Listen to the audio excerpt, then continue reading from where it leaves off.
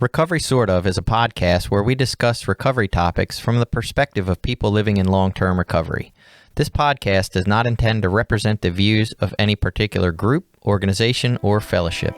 The attitudes expressed are solely the opinion of its contributors. Be advised, there may be strong language or topics of an adult nature.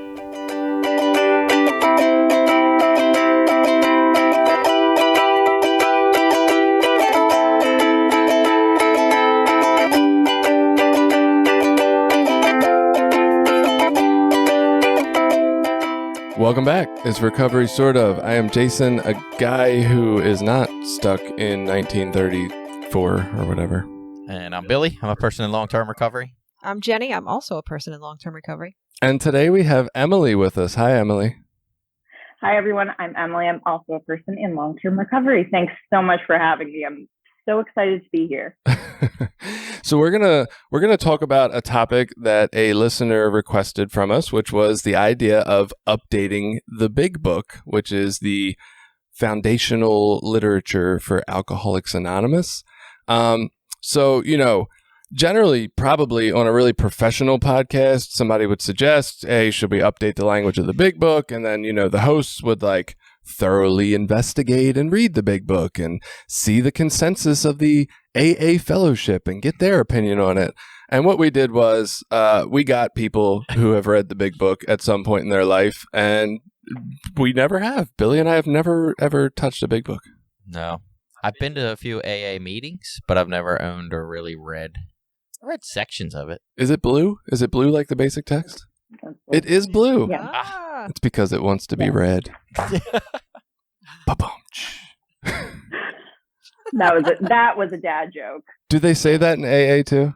No, I've never heard that. That's just a Jason joke. That's because NA is in 2022. So Emily, before we even get into the outdated completely literature of the Big Book, why don't you tell us a little bit about your story and why you are here to help us? Absolutely. Yeah. So my name is Emily. I've been in recovery for about 4 years. I got sober in Atlanta, Georgia. At that time, for me, it was post-college, binge drinking. Alcohol was my main drug of choice, with some other little fun things sprinkled in there, let's just say, but mainly alcohol. And it was a lot of binge drinking, blacking out on the weekends, just basically royally fucking up my life in every possible way. And while I didn't have sort of a traditional DUI or jails or institutions, anything like that, I had a whole lot of concerned people in my life, and I ended up getting sober through AA mostly in Atlanta, and met some really, really great people there that I'm still friends with. Ended up moving to Boston 2 years later, and I'm still involved in several different sort of recovery circles here, including AA. And the reason that I'm on this podcast is essentially no other good reason than I harassed Jason on social media. So the moral of that story is, if you want to get on a podcast, just harass the celebrity of your dreams. And no, but in all seriousness, thank you for letting me be here. I've been listening to this podcast since around the pandemic, I think, and it got me through the darkest days of early 2020 there. And it's really, really cool to actually be here sitting with you guys. Man, see, I was all in total, jackass, snarky mode. And then you say something warm and touches my heart. And I'm like, oh, now I can't be fun.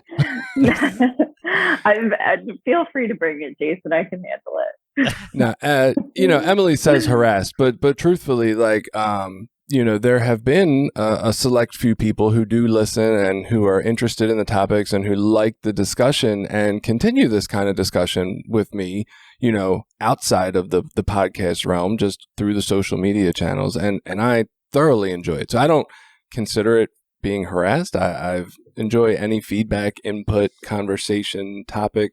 It's always enjoyable. So the Big Book. that was written, I really feel like a fucking lame-ass host not even knowing what year it was written. 34? 39? 1939. Oh, shit. I said 34 or 32. 39. 39. Okay. Yeah, we have 39 right 1939. here. Yeah. That's like pre-black people can use the same water fountains as us. Like, I mean, this is like a ridiculously different time in our life. I mean, Yeah, most women were stay-at-home moms and wives that didn't have career women. Yeah. Pregnant and barefoot in the kitchen, right? Hundo. It's just crazy to me. I am interested. You said, mostly through AA. What the hell does that mean?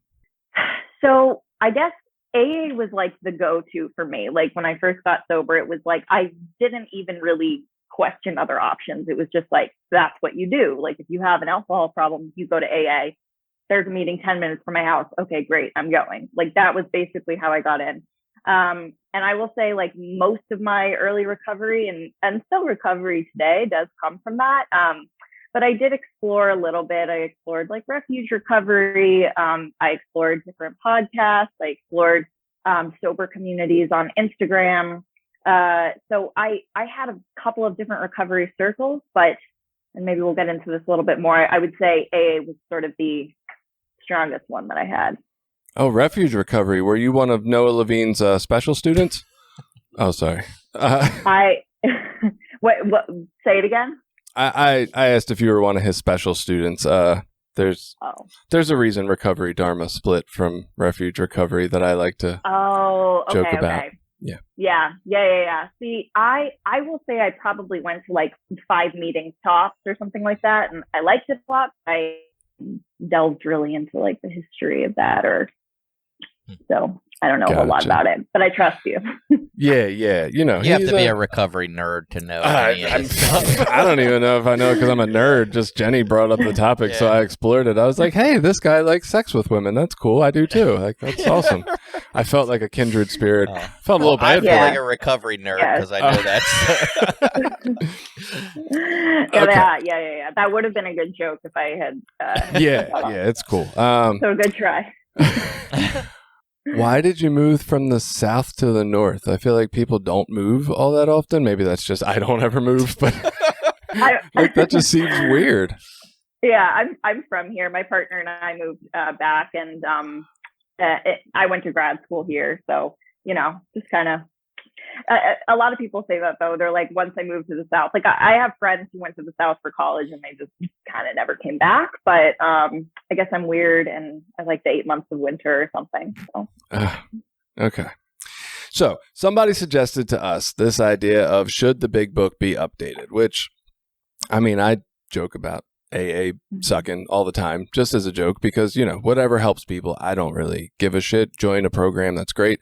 I love the fact that you pointed out that AA seemed like the default place to go because I feel like that's the understanding I have. And I think that's where a lot of it's not complaints against 12-step. It's complaints against the way our recovery community is set up, right? I feel like a lot of people today trying to follow the medical professionals and the science about the life-saving abilities of some other methods of recovery are struggling because they don't have a home base of recovery people to hang out with. And I feel like our 12-step fellowships, which have done incredible work for so many people, end up being the default. And we need some other way to make that work. So that was great that you said that. So somebody told us we should talk about the outdated language of the big book, which it's something you hear every so often. We did an AA episode, and some of the these and thous and the ways things are said and the analogies that are used or the terms of speech, and he was sharing them with us, and I was like, what in the fuck are you talking? Like, I don't even understand that, right? And so it just really baffles me that they have decided never to update it to what feels like a readable version. Now, in doing some research, the very minimal research, when I say research, for this episode, there is not technically racism in the big book, but think about this from the place of, it's like if we discovered alien life tomorrow. The big book also does not say that, Martians are less than, but it's because they don't know Martians exist. And I kind of feel like that's what was happening with minorities in 1939. It was like they're not even considered. It's not that it's not racist. It hasn't really had the option to consider that idea. People who were considered were women. And that's a fun topic to talk about with the big book, because there's a whole section about the wives of alcoholics, because apparently, you know, if you have a vagina, you can't be an alcoholic yourself at the time they wrote this. Yeah. That particular topic there, I think we could talk for an hour about, certainly. I guess, is that where do you want to start with the Four Wives chapter? Should we go right into it? Or so for anybody, let's go here. For anybody that has never ever read the big book, right? Let me just read a little section of it for you so you can get a little exposure to it. This happens to be from the Two Wives section, basically because that's the only portion of this book I've ever read, just so I can make fun of it. So this is the section called Two Wives, and it's speaking to you, you vagina-having non-alcoholic women who struggle with your alcoholic men. The problem with which you struggle usually falls within one of four categories. 1, your husband may be only a heavy drinker. His drinking may be constant, or it may be heavy only on certain occasions. Perhaps he spends too much money for liquor. It may be slowing him up mentally and physically, but he does not see it. Sometimes he is a source of embarrassment to you and his friends. He is positive he can handle his liquor, that it does him no harm, that drinking is necessary in his business. He would probably be insulted if he were called an alcoholic. The world is full of people like him. Some will moderate or stop altogether, and some will not. Of those who keep on, a good number will become true alcoholics after a while. So, okay, I'm not going to read a whole lot more because that's boring as fuck. But anyway, the second type, your husband is showing lack of control, for he's unable to stay on the water wagon even when he wants to. The fucking water wagon? Come on, guys. 3, this husband has gone much further than husband number 2. Though once like number 2, he became worse. Oh my God. His friends have slipped away. 4, you may have a husband of whom you completely despair. He has been placed in one institution after another. He is violent or appears definitely insane when drunk. Like, nowhere in here are they like, get the fuck out if he's violent, right? Like, they don't, and even the fact, so for me, the mind-blowing fact that we can, you know, we can classify these male alcoholics in these 4 simple categories and then suggest to you what you should do about it. And they do after that. They tell you, let's go back to husband 1. Oddly enough, he's often difficult to deal with. Whatever. They give you suggestions, you women, about how to deal with these specific 4 types of alcoholics. This is all so far from any science or modern understanding of people who struggle with addiction, right? Sorry. Okay. I'll let you speak in 1 second. I swear to God. It's just ridiculous to me. Like, you know, especially with my understanding that addiction is not just this thing that like comes down from the sky and lightning bolts into certain people in their genetics or whatever. Like, this is caused from life experience and people trying to find a way to cope and feel okay in their body.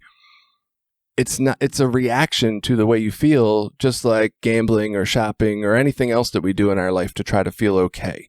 So to like specify these people and who can't stay on the water wagon, and it's like, what the fuck are we even talking about in this book? I'm done. Go ahead. You thought you wouldn't have anything to talk about. I know. Sorry. Get on my pedestal. What you got? Oh. Somebody? Anybody? Bueller? Well, you know what? It's fun. Was that a question? I don't know. No. There was a lot I need to said. shut the fuck up. You stunned us into silence. So this week I re-listened to the Big Book on audio. I haven't read it. Well, I haven't read it cover to cover since the early days, and I haven't been to AA meetings for a while. The early days, yeah. And re-listen, you know, like some things get better over time, some things don't get better over time. Oh, how surprising that the Big Book is not like fine wine. So, I think if I went into recovery now, like for something else, you know, like, I don't know, I can't get sober from alcohol again, but if I walked in, you can. You just got to drink first. That's true. Going into AA with this book, I was much more tolerant of like this kind of stuff because I think I was sexist when I first came in. I didn't even like women when I first came into AA. So I was very tolerant of this kind of stuff. But if I walked into AA now and I got like one glance at this, I'd be like, I think I'm going to find a better way. And that's probably why, I have a whole lot of respect for AA because it's what got me sober. Like it really did save my life. Rehab and then AA saved my life. But I had to I just couldn't hang with this literature after 4 years. And I had to go find another way. And it's funny because you were talking about how old this book is. We're coming up on 100 years. It's funny that my second program of choice is 2,600 years old. I went for really old literature. That's funny. Yeah. But I can read the big book now and appreciate it in a classic literature way, the way I would The Great Gatsby's fun, they say things like when I re-listened to it this week, they're talking about getting tight. That means getting drunk. And I was Does like, it? what? I was like, why don't we talk that way anymore? Yeah. Getting tight. But there's these old timey expressions that they really distract me from the point. But, Yeah. but I like it in a history way. And I picture guys with their pants way up here and we're gonna go get tight tonight. You make me want to relapse just so I can take that slang back out on the corner. there's so y'all many of getting them. tight today? Everybody tight? Yeah, I was starting to she jot. use that lingo. Yeah. I started to jot down some phrases, but there's so many. Can anybody tell me what a whoopee party is? I didn't even go. Do they I remember all that sit on phrase, whoopee and cushions? no. No. My 7-year-old would love that party if that's what they do. What was I? If they all just walk around and sit on whoopee cushions. Could be. It was a I mean, different that would be time. fun. Technology's changed. Right. Yeah. They didn't have smartphones. They had to make fart noises for entertainment. There is the very last story, and I forgot this. So, there's 2 wives, but the very last story is called "To the Lady Alcoholic." Do you remember this, Oh. Emily? I do not. Please share. Okay, so and I don't know I wonder if this came out in subsequent editions. Oh, I bet. Maybe in the 70s, women were like, yo, and so they put "To the Lady Alcoholic," but it's still very women are wives. There's no acknowledgement of homosexuality. It's you are here to serve a man. And if you're not, then you're nothing. Yeah. What about to husbands? It's all about nuclear family. There's no there's no single women or anything. It's if you're not serving a family, forget it. You might as well drink yourself to death, So for context in that, this is, I believe, the 4th edition they're currently on. There has been updates to the stories in the back of the big book. It's not that they haven't ever changed the book itself, but the first 164 pages is what's supposed to be the classically part of the program, whatever the hell. And that has not changed. But yeah, who's going to understand getting tight and whoopee parties and, the fucking water wagon? Is that the only 2 options for drinks? Did they not have soda back then? What the hell? You couldn't get on the Coca-Cola wagon? Goddamn. Oh, they use the expression "where's the pants" too. That one grades on. Where's the pants? Where's the pants? I know that's it. It was in the context of What does that even mean? To the wives, now you women are probably used to wearing the pants since your husband's been drunk, but now that he's sober, he's back in charge. Holy shit. Are you serious? Yeah. Jenny, you just made me want to listen to the big book. That's going to be next on my Audible list. I will say, I have never met a woman in AA who doesn't just burst into flames whenever we read this aloud in a meeting. I think that it's well accepted that the 2 wives trasher is pretty much just trash. So, but the host of this podcast didn't do any research, but I did a little bit of research in the form of interviewing my friends and asking what if you could change anything about the big book, what would it be? Well, hold on, Emily. Before you go putting me down, where's the pants? That's all I'm saying. I know nothing about the pants. I don't like this expression. I'm going to ignore it, pretend it's not in the book. Let's see. I bet they probably say chasing skirts somewhere in that book. When Jenny said, "Where's the pants?" all I could think of was your husband just walked in and you're sleeping with his best friend or something, and you both are like, "Oh my God, where's my pants?" Different wears. The responses I got were, I would change chapter 8 to wives so that it's something like letter to loved ones. It's not inclusive. Take out the sexist language, take out to wives, and let's see, what else? Add a chapter about 13 stepping. We can talk about that too, but that was also a suggestion. But my point basically is like, I think everybody is just in agreement that this chapter just sucks and is like absolute trash. And you could pretty much just rip it out of the book and the book would still read normally. And I agree with you, that other part too, about like the 4 categories of drunks or whatever. Like there is absolutely nothing scientific about that. Doesn't make any sense. I don't know where they drew out these categories, but if you find out, let me know.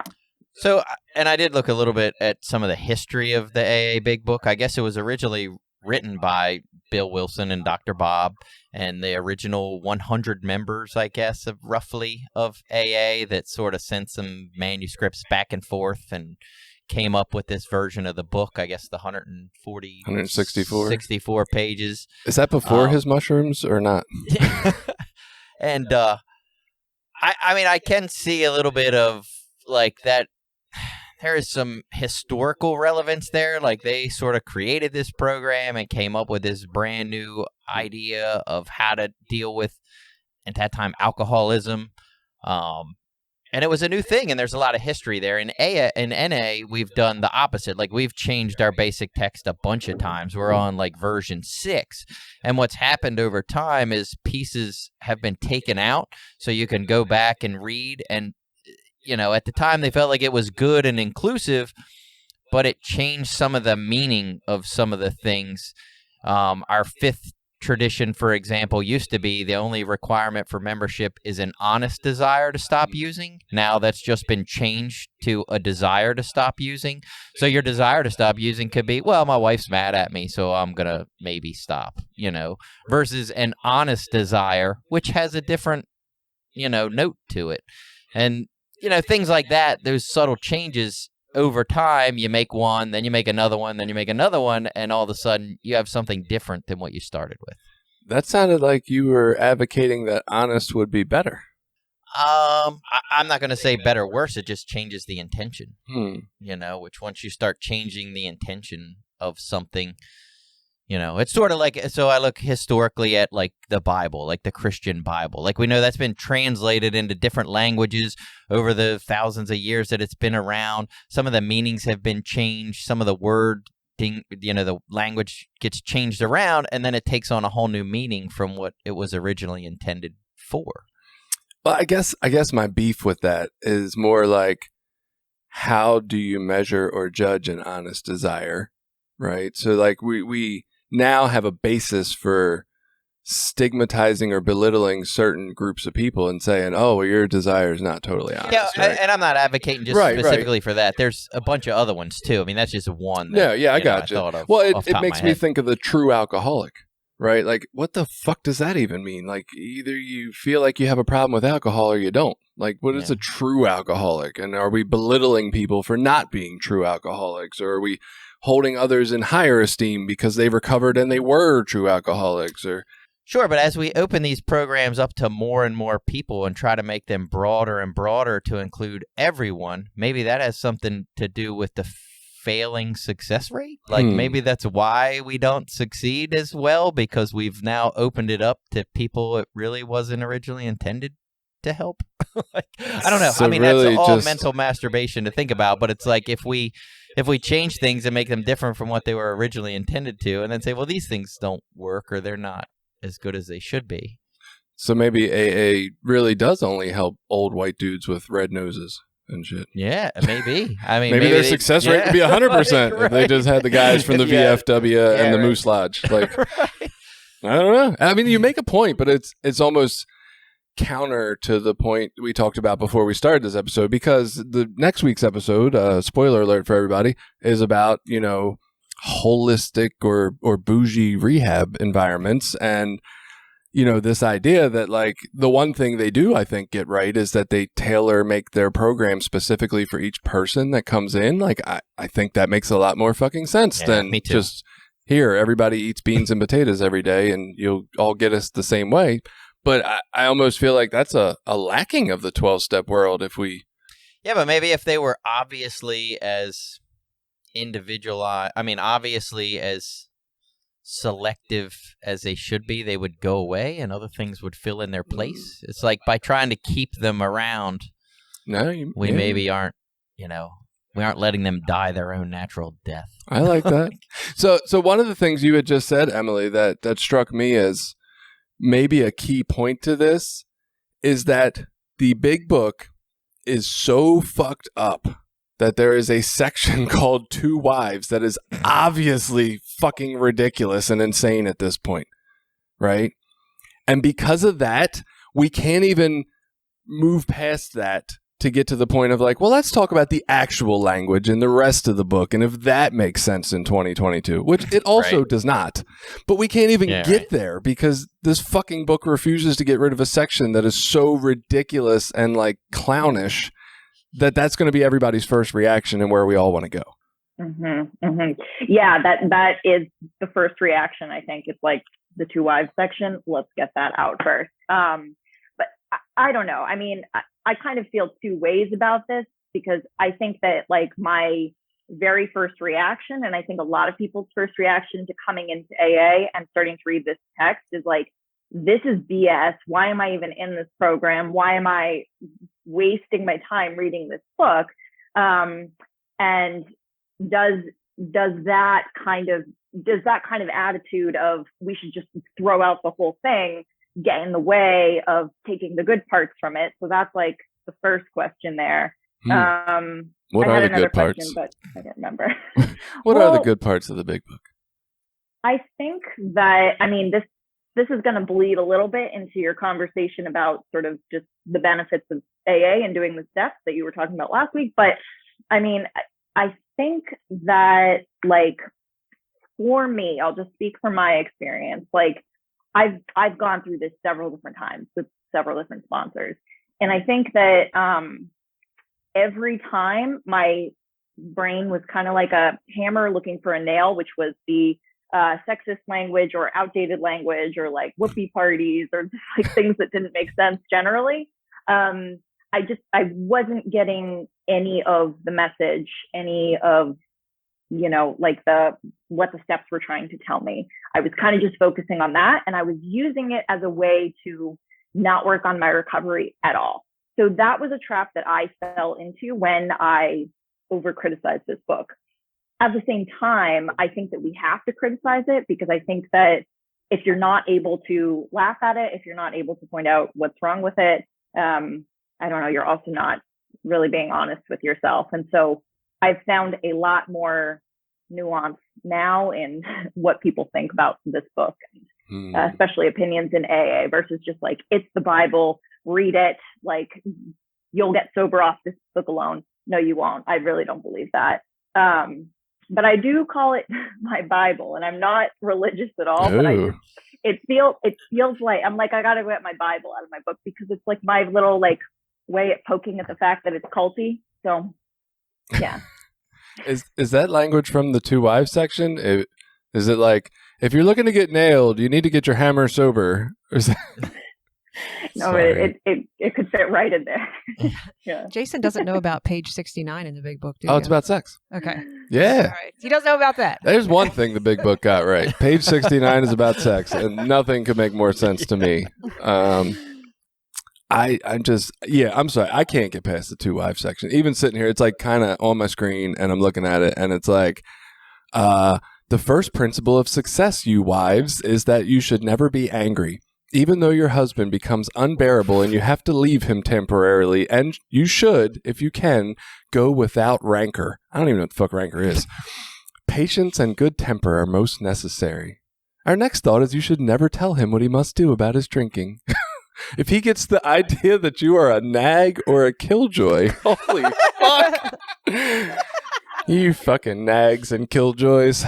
I don't, maybe I like this book. I don't know. I'm going to go give it to my wife. Oh my God. No, it's it's just so, to me, it's so problematic in these ideas. And I don't think it's actually even, at least in this section, again, I have not read the entire book. So, little disclaimer there.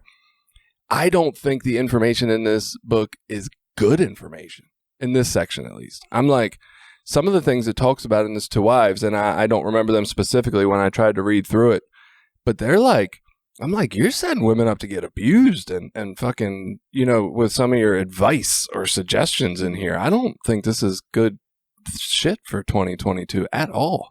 Yeah, has there been a movement to change this, to get it out of the I actually book? did look I looked some of that up. And apparently there is a lot of belief in, it's very much like there's people who want to make change to these first 164 pages. The problem everybody comes to that is as soon as they agree that, yes, there probably should be some change to it, they all just kind of divulge into like, oh my God, can you imagine trying to have group conscience and what we're going to change and what we're not going to change and how long this fucking process would be and how nobody would ever agree on what needs to stay and what needs to, so they just kind of give up before they start. Yeah. I say if it doesn't change, it's going to be gone. Like I really think the way the world's going right now, if the big book doesn't change, it's not going to be around in 50 years except museums, Well, and that's what the internet doesn't go. Right. I mean, that's what came up for me when Billy was talking about the history of it. I'm like, okay, I get it as a historical text. And I mean, I didn't pick up on it when you said it, but you said something similar. Like, I enjoy that era it's from, right? Yeah. And so when Billy was sharing that, I was like, yeah, okay, well, that makes sense. And keep it. And, maybe not in the AA museum. God, I feel like I can't say the word. Anyway, yeah, not there. But like maybe you still sell it and people can look at it for interest or, it's like a AA history book, right? Yeah, like you where can you go came online from. now and get the old versions of the NA texts. You can buy them. People collect them and trade them. Like right, but that doesn't mean you can't update it as well for people coming in. I mean, like Emily was saying, if you're getting sidetracked, and you said this too, Jenny, if you guys get sidetracked in the fucking language and like if I read this, I'm like, what the fuck is rancor? Like, I gotta go look that shit up. Like, I get it. You don't remember the rancor from Return of the Jedi? I do, but I don't think they're talking about a beast that you ride. He was in Boba Fett too. Way to be a spoiler, Jason. Oh, if you haven't seen Boba Fett, he's not in there. I was kidding. Anyway, yeah, but I mean, like, I would get so lost. I'd be like, what in the fuck is a whoopee party? And, what are they talking about wearing the pants in 2022? And it just wouldn't make any sense. I literally thought you meant where's the pants, like you couldn't find them, by the way. Sorry. It's fucking early on a Sunday morning. I should have gotten you that coffee when I went upstairs. Yeah.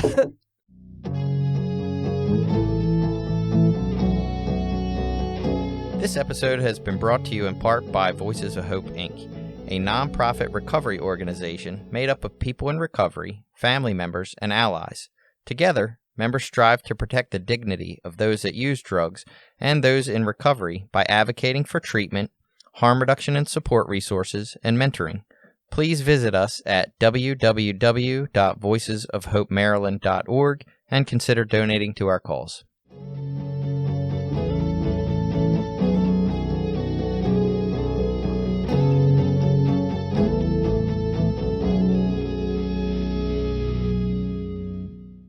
Hey, so I'll pull us out of this Two Wives conversation. Okay. Emily said she's not religious at all. So what do you think about the design for living here? It's super Christian based, but what do you think, Emily? Yeah, again, they don't even talk about other types of God. It's like, you can have your own God as long as you're a Christian. As long as he looks like Jesus. Right. Let me say that there is a line in We Agnostics that I think is like the biggest example of like why AA is a cult. So, and when I say it's a cult, like I say that kind of like lovingly too, because like I still sort of believe in AA, but this is what I think. So it's the piece about electricity. So,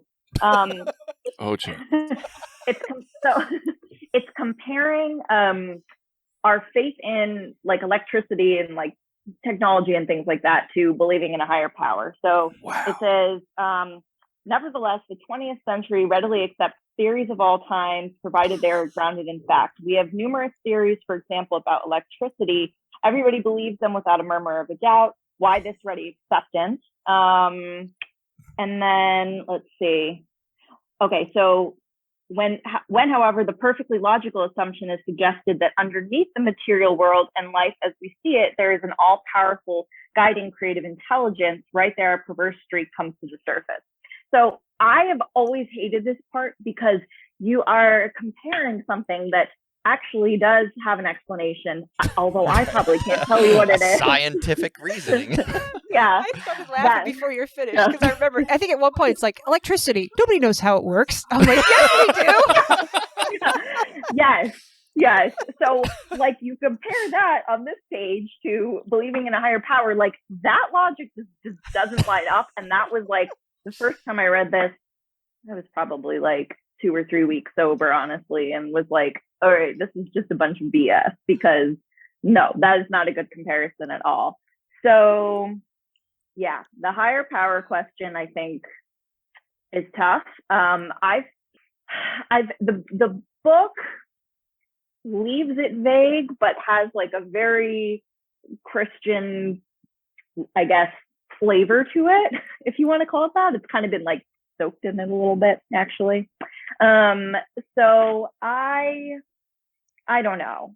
For me, like I've always sort of said, because, you know, when you do the steps, you have to come up with some kind of higher power, something that works for you. So like I have always said nature, you know, like being by the ocean, being in the woods, things like that, and just kind of feeling grounded and connected more than, I don't know, religious, I guess. But I've had to twist it too, because for me, I imagine if you have like a very clear conception of God or a higher power, this part is relatively easy to you. But for me, I had to twist things around in my mind a little bit. I've heard that the distinction a lot of times between the AA versus NA, whereas NA seems to be more open to the idea of not having this Jesus God mostly. And I say that, I'm sure it varies from area to area and region to region, and I get that, right? But generally what I've heard is AA is much more Christian specific, and you're much more likely to hear that in a meeting. They say the Lord's Prayer. Yeah. So, I mean, that's a dead giveaway. Right. We're not about religion, but if you don't want to go to hell, pray with us. But yeah, so even though NA has this like much more accepting attitude in word toward this idea, I honestly don't think in like the feel of NA it really feels that much different. It's still this kind of idea of like, if it ain't Jesus, something's wrong with it. And it is kind of baffling for me, because we, you know, say all the time that you don't have to believe in a God or a specific God to make it work. And yet, I mean, even I'm looking at this two agnostic section or whatever the hell, we agnostic section of the big book. And actually, we were fooling ourselves, for deep Right. down in every man, woman, and child is the fundamental idea of God. And I'm like, Right. and it's like, you know, for faith in a power greater than ourselves and miraculous demonstrations of that power in human lives are facts as old as man himself. And I'm like, what? It basically says you're wrong. Yeah. Okay, you agnostic. You're wrong. Right. Yeah, in the whole agnostic section, it says like it's addressing it to you, but it almost gives like step-by-step instruction on how to entice the agnostic to Christianity. It's like, Yeah. let's manipulate the non-believers into believing in Christian God, and that will save you. Twist your thinking just a little bit. It says right here, in this book, you will read the experience of a man who thought he was an atheist. Like, it's basically telling you that's not the way to come to recovery, is to be an atheist. It's not going to work for you. And I don't know. I think in 2022, we have a very different understanding of God in our society. Slowly, there's still a lot of, you know, Christian stuff that penetrates our morals and values on a daily basis, but it's more open. That. Yeah, and not just that. I mean, have more access to worldly things now, so we experience all kinds of different religions and philosophies than they probably had access to in 1939. Right. So, you know, the ideas and concepts that we have around even different organized religions is completely different. I mean, they could update this book and say, no one knows how the internet works. Information just gets passed through the airwaves. Well, how Particles would that fly. go? Yeah. To Gen Z. Yeah. I mean, I don't know. It definitely has like a white colonizer vibe a little bit. And that was something that bothered me a lot at the beginning too. I will say, like, this one, first of all, I think there's regional differences. When I was in the Bible Belt, felt this a lot more than I do living in Boston. But I will say that this chapter is one where the preachy cultiness seems more to be in the text than in the attitudes of members of AA.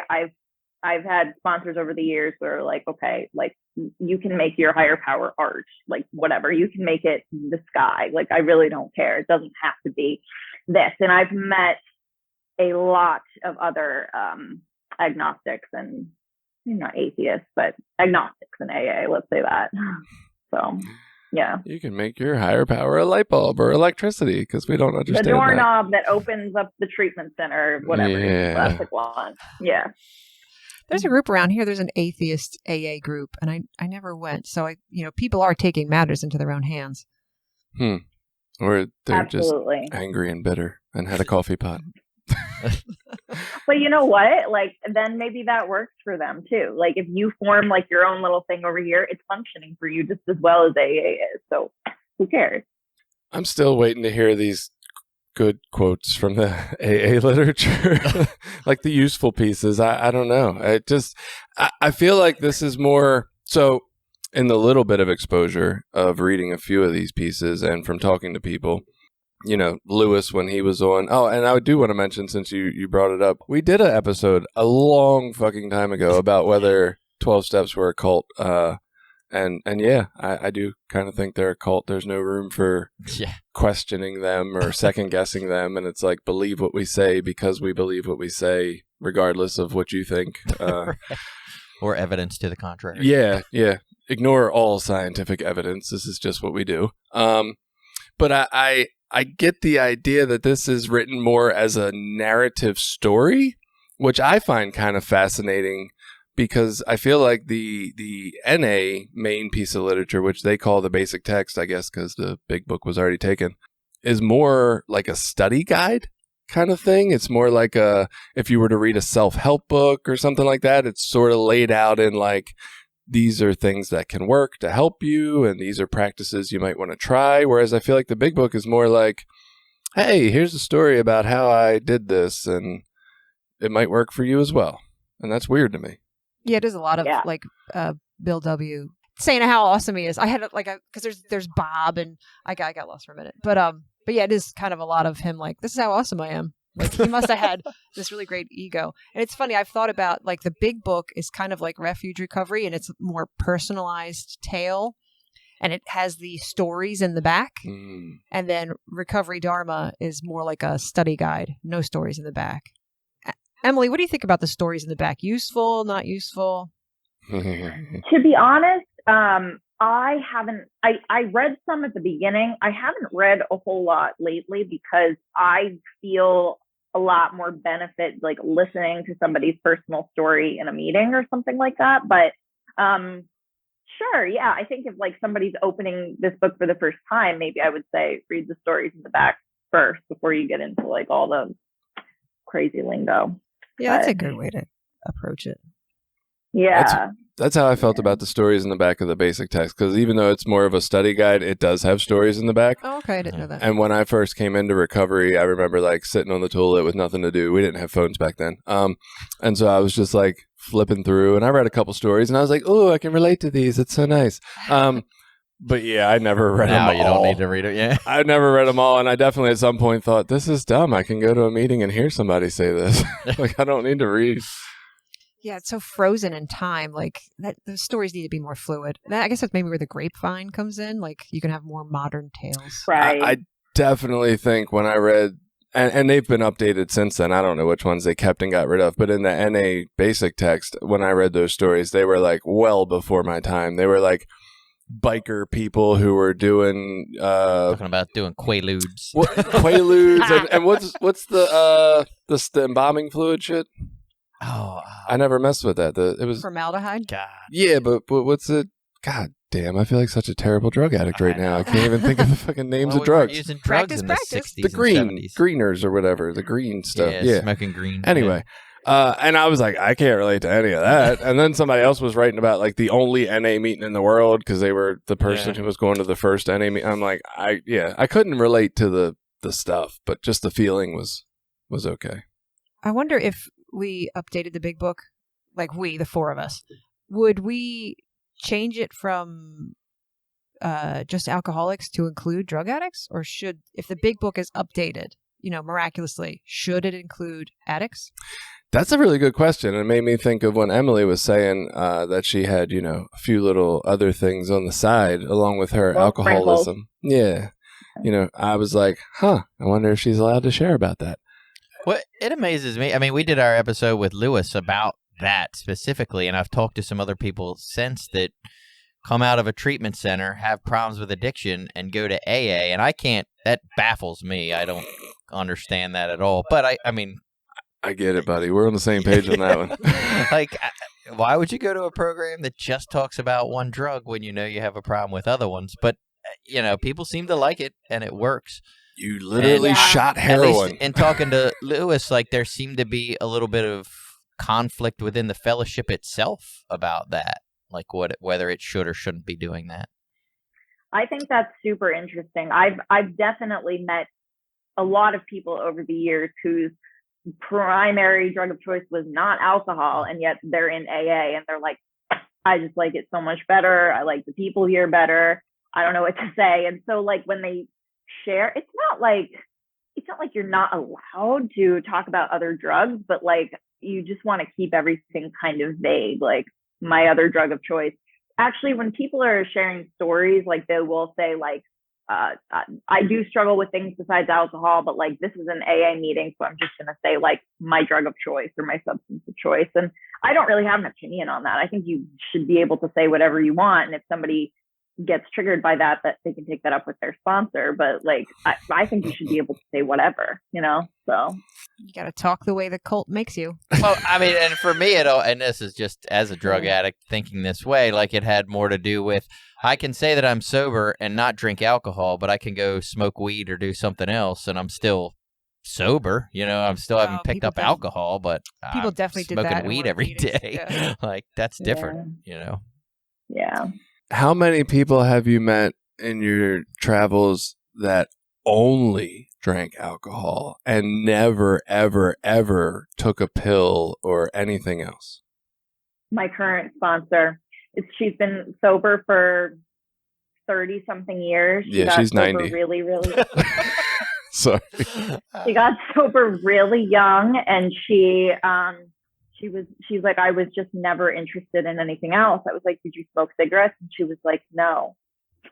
Like literally nothing else ever. I feel like that accounts for like 1% of the AA population right now. I met this woman. It was so fascinating at a meeting, and she had never had a problem with any other substances. She never did anything but drank wine. And then at like age 65, she just like went like really overboard with wine and just started like drinking every day for like 2 weeks or something like that. And then she joined AA and was like, I am an alcoholic. Like, this is where I'm supposed to be. And it was so interesting to me because she'd never had a problem ever before. I would see that as like, maybe that was like a little 2 week blip, but she loved AA so much that she just kept coming back. So you do find people like that, but they're few and far between. She was lonely. I've met some people. Right. I've met some people in NA, and I'm like, I don't think you ever did drugs. You just don't have friends. You're not a true alcoholic. You just needed a cult to get involved with. Yeah. Seriously. You're just bored. People Lucky like it David that much. Koresh wasn't around. Well, I mean, 12 steps is good for like any mental health thing. So, Oh, for sure. if you can bend your mind enough to like, deal with the language and stuff, you can apply the lessons to your own mental health issues, even if it's not addiction. When I was trying to find if there was racist language in the big book, I came across Racist Anonymous. I thought that was fascinating. I didn't know that's was a real thing. That is apparently a real thing. Maybe they meet on the same corner as the KKK meetings. They're like across the street. Like I mean, yeah, the racists Protesting. already in their basements, and hiding out, like, and then they're going to hide out in a church basement or a different My basement. I don't God. know. I'm just trying to picture the kind of people that would go there. So when we give the idea that like some people who were just IV heroin users go to AA and like it better, which is I get it, Billy. I'm like, what the fuck? I think it has to do with the people. It's just confusing. Yes, and there's memes about this, right? I love them. Where the AA person looks one way and the NA person looks a different way, and I get it. I do kind of believe, and I'm sure again this changes from area to area, but I do believe there's kind of a distinction, right? We over here in our NA world have like the previous hookers and prostitutes and people who tattoos, earrings. crazy hair, whatever, right? And AA's more the clean cut professional we just don't talk about our vibe. hookers. And Right. You guys just didn't make any money. You were just drunk. Right. Talking about your speakeasies. And Yeah, right. Speakeasies and whoopee parties. Getting it in over there. Yeah, but I gotta say, and this is maybe my shit, I kind of feel, this is fucked up, but I'm like, yeah, people who are more comfortable in AA don't like minorities. I'm like, oh, that's why you end up in AA, because you like white people. That's what the fuck you're there for. I feel like it's code word. And I'm not saying people who drank and went to AA, like that's where you would obviously go if you drank. You would go to Alcoholics Anonymous. But if you're a heroin addict going to AA and saying you like it better, I'm like, oh, you're a fucking racist. wow. I know. I know you were scared to say that, but I am going to back you up a little bit. So, well, because part of the reason why I left regular attendance of AA was because when the Trump era came in, all the old white dudes started getting empowered, and there was more sexist language in the meetings, more bigoted language, and like one guy even followed me out to my car and told me why I should vote for Trump. And I was like, and they drop, you know how I'm sensitive about the R word? They know my daughter's disabled, and they made like jokes about, so I started making my way out of there. And so when you talk about racists having a safe haven in AA, that was the flavor I was getting in my meetings. And once I was like sober and taking better care of myself and, I guess just started following, I was less people pleasy.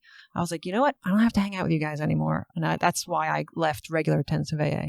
Screw you guys. But again, it has to do with the people. Like, so. Yeah, that's definitely this era. Yeah. I mean, this area. I'm sorry. Yeah. I mean, I'm sure AA around the planet isn't just like Cecil this County. section where I was. Yeah. I don't know. When I picture AA, I definitely have this vision, and I didn't pick this vision up in Cecil County. This was my vision from Baltimore City of like old white dudes with 30 years clean with a bunch of fucking opinions and, not an open mind whatsoever. Like that's exactly what I picture of who's running quotes, AA from the top down at the meeting level.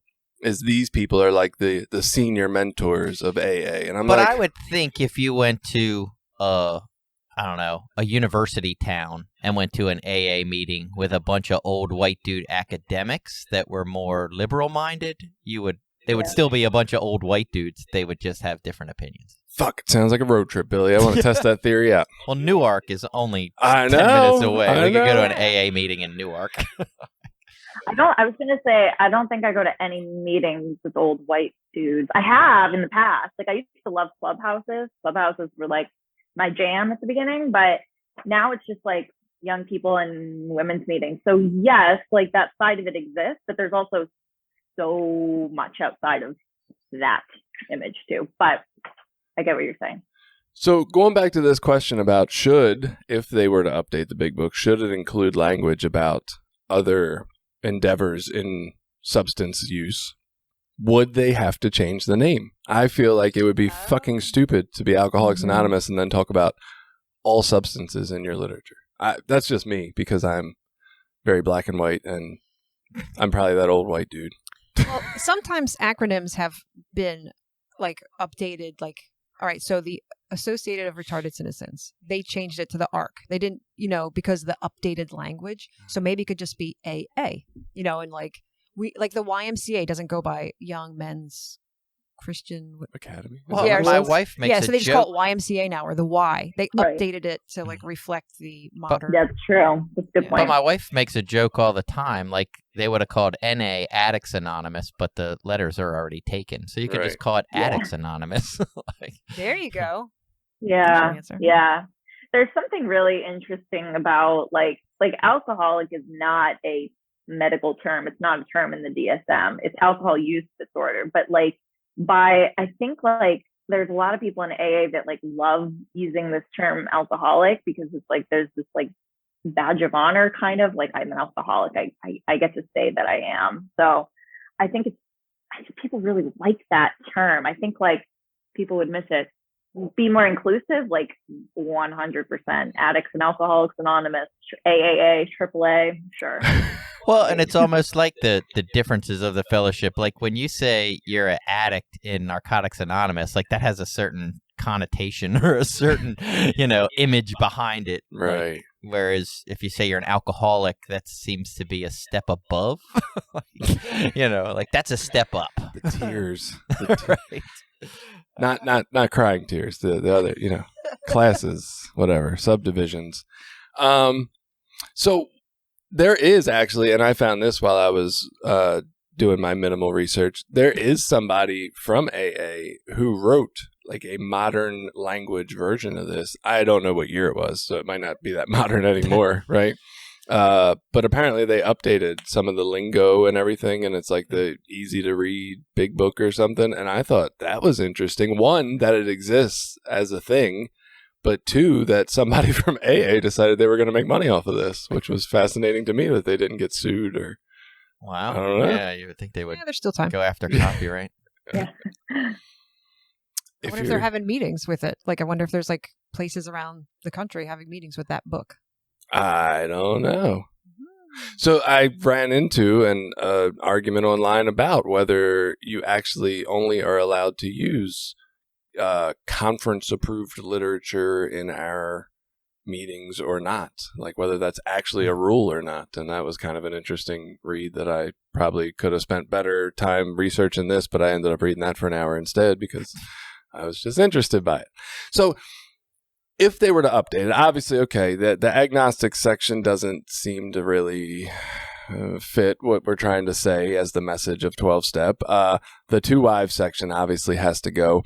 Of the other sections, do they try to do like a modern English translation like they've done with the Bible where they have like contemporary English version or something? Or do they literally just look at the information and then reframe the whole thing as more of a study guide? I hope the word yeet is in the new edition. When you come to the end of your use of alcohol, please yeet your alcohol out into the street. They should write it like Dr. Seuss. I yeet my alcohol into the street. Anyway. Yeah. I don't know. I guess I'm not sure what I think about this because I feel like, I don't know, so many times in the past I've found sort of like other books, other podcasts, or other literature that I'm like, this makes so much more sense than the big book. And I guess like I just keep coming back to like why? So why are we holding on so tightly to it? Nostalgia. I mean, I don't know what We got an episode on that too. People I pleasing was- dead folk. Yeah. I was thinking a little bit like you guys were talking last time about the importance of having structure. And so maybe there's something there. And like, I don't know, your guest was talking a little bit about like how it's easier when you have like a guide for living. It's not like this was the only way, the one way, but I wonder if that's why it stayed, just because it's like really familiar and comforting to people. I don't know. I don't have like a whole bullet point list of reasons of like, this is why it's an amazing book and this is why it should stay. But I feel like It's not. there's something there because people are clinging onto it so much, you know? Well, there is something to be said for, I mean, just the difficulty of changing it. And this is, again, all nerd NA history stuff, but like there's a bunch of controversy in our fellowship over changes that have been made to the basic text over time and whether they're actually fellowship written because they weren't sent out to the groups in enough time for the groups to review them. So they were written by professionals. And so there are certain meetings that don't use certain literature or they use old versions of the basic text and want to branch off. And I mean, it just seems a little crazy to me, but all those things exist because we've undertaken this process of rewriting our literature over time, and someone in a giant worldwide fellowship is not fucking happy and throws a fit about it. So there is something to be said for the difficulty of trying to rewrite a piece of literature that exists and try to get the input of millions of people. But we can do hard things, Billy. You know, I agree. Billy actually suggested for this episode that it would make sense to have someone who thought we should definitely update the big book, and then someone who was a staunch supporter of not changing it, which sounded like a great idea, but I didn't really want to talk to that person. Cage match. Right. That would be a good conversation, though. That would be very interesting. You should do that. It would, but I feel like it was always going to be lopsided because it would I definitely think it should be updated. I'll be a witness to that. Absolutely. I think a good heated debate with Jason, that sounds great. I don't know. Like, I'm looking at reasons why people would be against it and trying to fathom that in my head. I mean, I get reason number one. People struggle with change. That is obviously a thing that gets talked about in NA, probably AA all the time. Like, we hate change. We don't like it. And that's everybody. That's not just people in our fellowships. And I find this kind of to be a problem all the time in our own fellowship, right? For sure. We don't want to change. We don't want to grow. This is just the way we've been doing it. Right.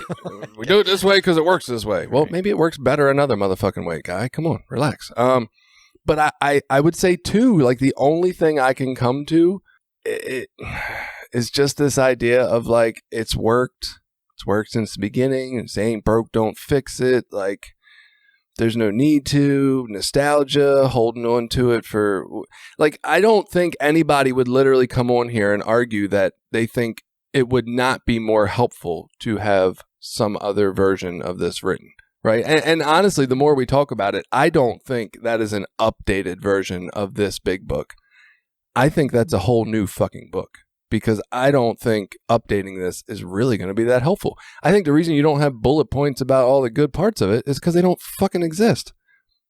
Mm-hmm. I mean, there might be some good ideas in there, but not enough that where it's like, oh, we should translate this into modern language, or we should, try to capture. Like, no, let's just take the good ideas of 12-step fellowshipping and write a new goddamn book, because this is... I'm going to listen to the book. A dumpster make some fire. Bullet points for you of some good points. You should do that. I'd actually be I've never interested. read it, I'd so be I can't fascinated. say there's any. Maybe there's none. Maybe I'll have two. Russell Brand did a 12-step book. I can't remember which one it was. Was it Revolution? Russell Brand. You can't. Oh, but he had like a good modern take on the 12 steps, and I thought it was really good. I know. You guys are both rolling your eyes. I think he's great. I do kind of like him, but like I listened to his book, one of his books, for free on YouTube when somebody posted it, and then they took it down because he wants to make money off of all his stuff. Yeah. And that kind of bothers me. Oh. Yeah, the money thing gets me too with people. Right. Oh, you're a helpful recovering guy. You want to help us. Oh, for $19.99. Gotcha. Right. And it's not that hey, go make all the money you want, but you should have it for free too for the people that don't want to pay. But whatever. Each his own. I'm just noticing that there is a little quote written on our wall that says, "Be the hammer, not the nail," which is hilarious. Clearly, I could see that when I was speaking about that example. Right, Wow. right. No, Jenny, when you said it was funny that you didn't want to listen to an 83-year-old piece of literature, but a 2,600-year-old piece of literature made more sense. Like, that actually makes sense to me. Like, if you think about it, nobody wants to listen to old people. Like, if some 83-year-old motherfucker came in here and told us how we had to do this podcast or if we should update the big book or not, we'd be like, get the fuck out of here, old dude. We don't care what you think. But if a 2,600-year-old motherfucker walked in here, we'd all be listening and be like, wow. That'd be wild, right? Is that the reason why? I don't know. I'd be like, dude, if you're 2,600, you got some information. Like, you know something. the Buddha was really progressive for his time. Like he wanted women in his Sangha, or he not wanted, we'll say he welcomed. I mean, Noah Yeah. Levine wanted women Right, in his he Sangha wanted too. a lot of women in there. But he welcomed women in his Sangha, which was not heard of in that time. And so, I mean, there you go. He was progressive for his time. He was the first liberal. So yeah, what do we ultimately think, right? Not that we couldn't have more fun conversation for hours, but we do have to wrap up time-wise. What do we think? I mean, I personally came into this knowing, yes, I think this shit should be updated. I'm not even in a goddamn program, and I feel bad for people who have to read this. Like, this just sounds like torture to me. Like, I struggle with old-timey language at times, and especially, I believe, the way it's been told to me, there's parts of this that actually get confusing just because of the language, and not like whoopee parties, like if it says thee or thou, or it says things, kind of like Yoda-ish in a backwards way. Oh, I'm especially if you're newly sober, it's really right, confusing. my brain's already fucked Yeah. up. Like, so I already knew that I was on board with like, yeah, fucking update it. I think now I've learned that I don't want to update the actual book. I think they should just write a new one because it would make more sense. But where does everybody else stand? What do y'all think? I think change or die. That's what, Ooh, I think it's going to be gone. If it doesn't change, it's going to be gone. change Yeah, I mean, you I must or felt die like the you will. program was for my whatever when I first got clean, that it was dated and the literature was terrible anyway. Like, because in treatment we got exposed to both versions, AA and NA, and I was just like, that's for old white people, that, and this is for me, and I ended up in NA. So, Emily? If I just read this book without ever getting a sponsor, without ever meeting anybody else in recovery, I would probably throw it out the window, honestly. Yep. But I think that, I don't know, I still go back to my question of like, why do we keep it in meetings, and is there some benefit there? So I'm going to do some more thinking about this. Maybe I'll write into the podcast, but I think we can rip out 2 wives. Done. Yeah, I'm down with that. And who knows, maybe you come across some really interesting information where we want to like rehash this topic at some point. I'm always up for that if there's new stuff to debate about. How old are you, Emily? I'm 29. Okay, so listen, recovery world, a 29-year-old thinks that if they stumbled across this literature without any other guidance or fellowshipping or helpful people around to help them understand how the program worked, that it would be fucking useless, right? And I would disagree about that. As much, complaining or beefing as I do on here with my own fellowship, I do think if you just read the basic text and didn't have anybody around to explain it to you or talk to you about it, I think it's a useful book. I think it's a lot of good shit in it. So I would question that about my fellowship, right? If I'm a guy in AA, maybe I don't need to hold on to like, this is just the fucking way we do it, and it's right because it's in AA and I'm in AA, and maybe question that. Like, how fucking useful is this book for people walking in the door? Is this really helping the newcomer anymore? Or is this something that stands in the way of them really grasping what this program is about? Maybe that's the question to ask yourself when you're thinking about whether it needs to be updated. Emily, thank you so much for taking time to come on with us today, and the time you took to do some more research about the book, to pull out some of this crazy shit they say. It's been great having you. Thank you all so much for having me. It's been awesome. Thank you. Fun talk. Thanks, Emily. Bye, everybody. Bye, guys.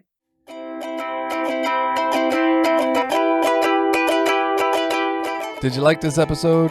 Share it with people you think might get something out of it. Check out the rest of our episodes at recoverysortof.com. Also, while you're there, you can find ways to link up with us on Facebook, Twitter, Instagram, Reddit, YouTube, anything. We're always looking for new ideas. Got an idea you want us to look into? Reach out to us.